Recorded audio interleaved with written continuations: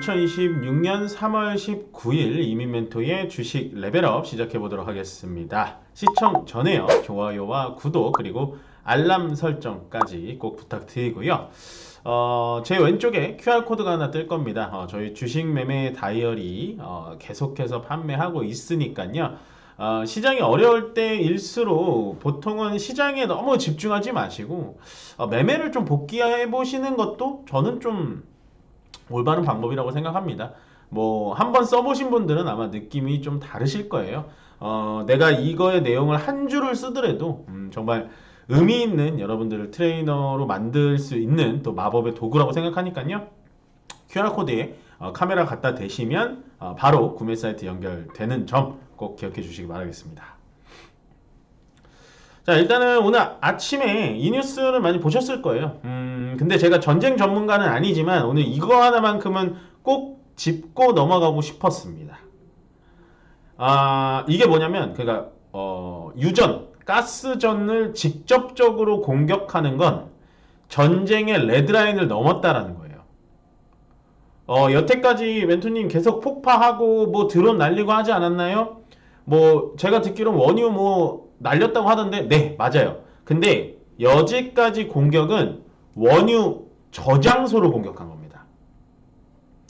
실제로 원유가 나오고 가스가 나오는 유전과 가스전을 공격한다라는 건 꽤 피해가 큰 거예요. 예, 그것만큼은 서로 안 건드리거든요 원래.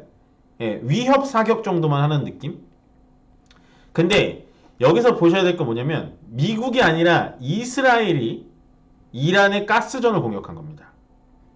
잘 보시면 미국이 아닌 이스라엘. 그럼 왜 이스라엘은 또 독단적으로 가스전을 갑자기 공격했을까?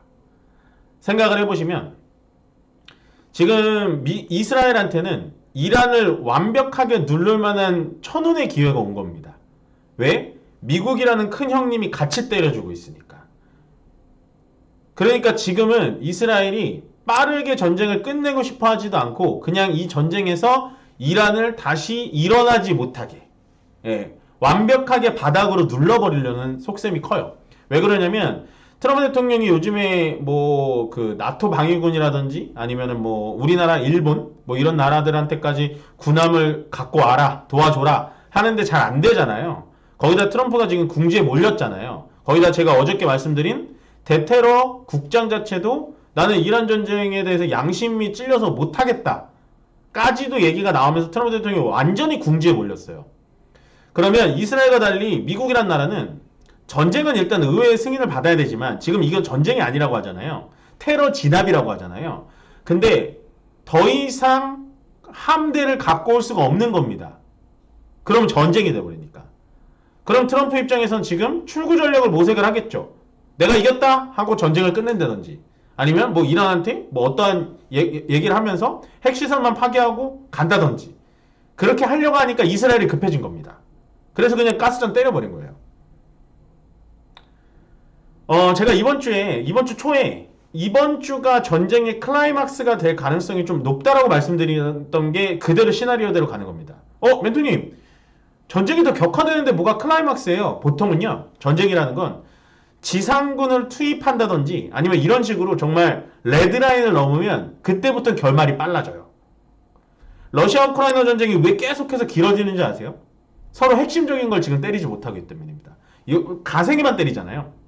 그러면 전쟁이 빨리 안 끝나요. 근데 이거는 지금 가스전을 공격한 게 막 박수치겠다 이게 아니라 전쟁은 이번 주가 정말로 피크될 가능성이 높다라고 생각하시면 돼요. 그래서 사실 우리나라 시장 오늘 빠진 이유는 가스전을 공격했기 때문에 원유가 급격하게 급등하는 겁니다.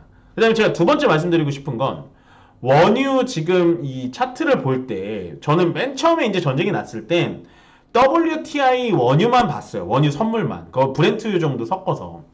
근데 한 2주 정도 WTI를 중심적으로 보다 보니까 지금 WTI가 뭐의 약자입니까? 서부 텍사스산 원유예요. 그러고다 보니까 트럼프 대통령이 있는 미국산이잖아요. 그러니까 선물이다 보니까 이게 또 상품 자체가 이거는 지금 트럼프 대통령이 선물 가격을 강제적으로 낮추고 있구나라고 생각이 들더라고요. 왜냐면 WTI는 100불이 웬만해서는 안 넘어가요. 지금 계속 누군가 눌러요. 강제적으로. 근데 그 옆에 있는 똑같이 선물로 볼 수 있는 브렌트유는 이미 105달러, 106달러입니다. 그러니까 이거 WTI는 약간 신빙성이 떨어지는구나.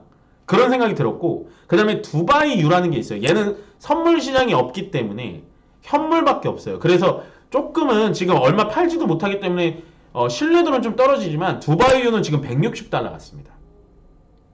그러면 여러분들도 지금 유가를 볼 때는 WTI만 보시는 게 아니라 WTI, 브렌트유, 두바이유까지 보셔야 돼요. 두바이는 현물이긴 합니다만.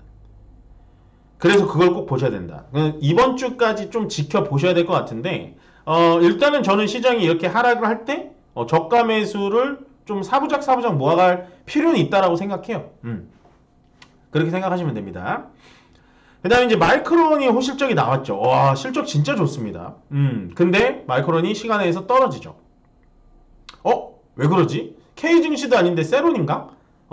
세론이라기보단 마이크론이 떨어지는 이유는 제가 봤을 때 첫 번째는 일단 이스라엘과 이란, 요 가스전 공격, 요게 이제 가장 컸고요. 왜냐면 지정학적 리스크가 있기 때문에 마이크론의 실적이 아무리 잘 나와도 떨어질 수밖에 없고, 그 다음에 두 번째, 마이크론이 올해 1월달부터 3월달까지만 60% 걸렸습니다. 그러면 실적이 발표하고 나서 당연히 차익 실현이 나올 만한 타이밍이었다 라고 보시면 돼요. 그리고 세 번째, 어제 PPI 지표가 발표가 됐죠. 그러면 지금 3월달이 전쟁이 나기 전에 물가인데도 불구하고 생산자 물가지수인데도 불구하고 물가가 많이 올랐어요. 그러면 지금 원유까지 급등된 상태에서 3월달에는 물가가 더 오르겠구나 라는 투자 심리가 얼어붙어 버린 겁니다. 근데 제가 여기서 핵심적이게 여러분들께 오늘 시장이 떨어지지만 여러분들께 용기를 드리고 싶은 게 뭐냐면, 자, 지금 제가 1번과 2번 뉴스 다 말씀드렸죠. 우리나라가 급할까요? 아니면 미국이 급할까요? 약간 제가 유튜브니까 제 영상이니까 조금 세게 얘기하면 약간 타짜의 그런 명대사가 있잖아요. 쫄리면 돼지시던가. 그러니까 여러분들한테 세게 얘기하는 게 아니라 미국이 급할까? 우리나라가 급할까? 이거를 약간 냉철하게 그리고 침착하게 생각을 해보세요. 그러면 오늘 하락하는 거에 대해서 겁낼 이유가 없다라는 거죠. 그리고 정말 잔소리처럼 들리시겠지만 2주 전부터 제가 뭐라 그랬나요? 모든 종목이 다 올라갈 때, 너도 나도 다 올라갈 때는 매도를 하셔라 제발. 다음날까지 추가적인 상승이 나올 확률은 거의 없다. 심지어 어제도 제가 방송을 정말 많이 띄웠죠. 어제 종목 상담 그리고 레벨업에서 똑같이 말씀드렸어요. 시장이 올라왔죠. 여러분들 매도하셔야 됩니다.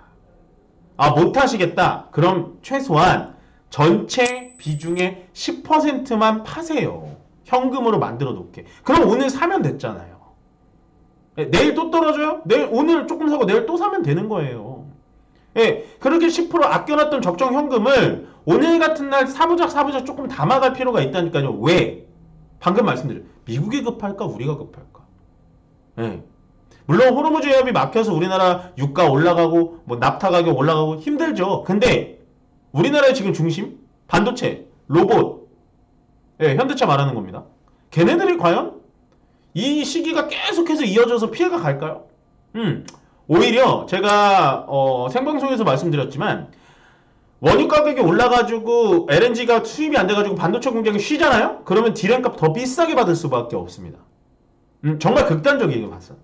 그래서 그냥 딱 한 가지만 생각해요. 우리가 급할까? 미국이 급할까? 전혀 너무 겁먹지 마십시오. 말씀드리고, 그 다음에 일본도 금리를 동결시켰습니다. 미국의 이제 FOMC 연준 의장이 이제 발표하는 것도 제가 이제 유심히 들어봤는데, 그분은 이제 제일 오늘 강하게 제 귀를 때렸던 건 Nobody knows 이랬어요. 아무도 알 수 없다. 자기는 짜증 나는 거죠. 아무도 알 수 없다. 물가를 다 낮춰놨는데 트럼프가 이렇게 전쟁을 일으켜서 물가 올라가니까 금리 인상할 수밖에 없다. 금리 인상 얘기는 안 했지만, 근데 시장이 또 빠지는 건 물론 저런 전쟁 리스크도 있지만 물가가 올라가니까 원래 금리를 2번 정도 내려야 되는데 그게 한 번밖에 못 내릴 것 같다라는 것도 시장에 오늘 좀 녹아든 거예요. 그래서 1번 금리 동결을 적어놨지만 미국의 FOMC가 더 중요했는데 발언은 여전히 셌다. 예, 그럴만해요. 그 다음에 이제 뭐 조금은 또 좋은 소식을 들려드려야죠. 마지막은 BTS 광화문 공연이 토요일입니다. 이틀 남았고요. 제가 오늘 아침에 방송국 출근을 하면서 요 광화문을 지나갔는데 와, 무대 엄청 큽니다. 오, 엄청 크고 BTS는 확실히 스케일이 다르다. 그런 걸 느꼈고요. 거기는 아마 내일 저녁부터 여러분들 안 가시는 게 좋을 것 같습니다.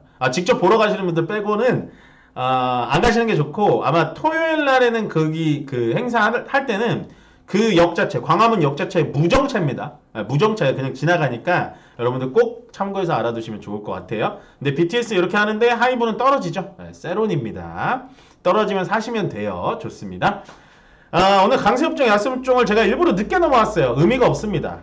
오늘 보여드리면 강세업종 중에서 대체에너지 쪽이 좀 좋긴 한데 크게 의미는 없어요. 왜냐면 또 전쟁 리스크가 사그라들면 또 떨어지거든요. 근데 두 번째, 파운드리는 제가 3월달부터 말씀드렸던 것 같아요. 네, 삼성전자 제가 한번 그 컨퍼런스 콜을 레벨업해서 다른 거 다 치우고 삼성전자 컨퍼런스 콜만 여러분들께 분석해드린 자료가 있어요. 거기서 제가 말씀드렸던 건 삼성전자는 아킬레스건인 파운드리만 정상화가 되면 게임 끝난다. 그래서 파운드리 관련된 종목들을 꼭 보셔라 라는 게 지금 꽃이 폈습니다. 네, 파운드리 다 올라가죠. 오늘 시장 이렇게 안 좋은데도 파운드리 꼭 보세요. 네, 늦지 않았습니다.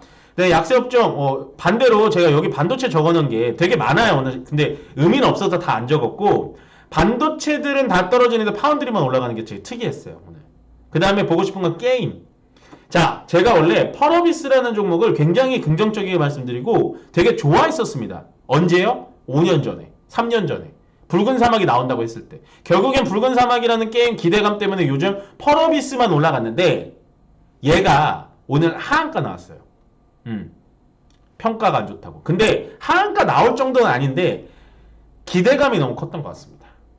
그래서 펄어비스를 아마 요사이 추격 매수 하신 분들은 정말 너무 힘들 것 같아서 제가 걱정돼가지고 좀 갖고 왔지만 조금 추이를 지켜봐야 될 것 같다라고 좀 말씀을 드려보겠습니다.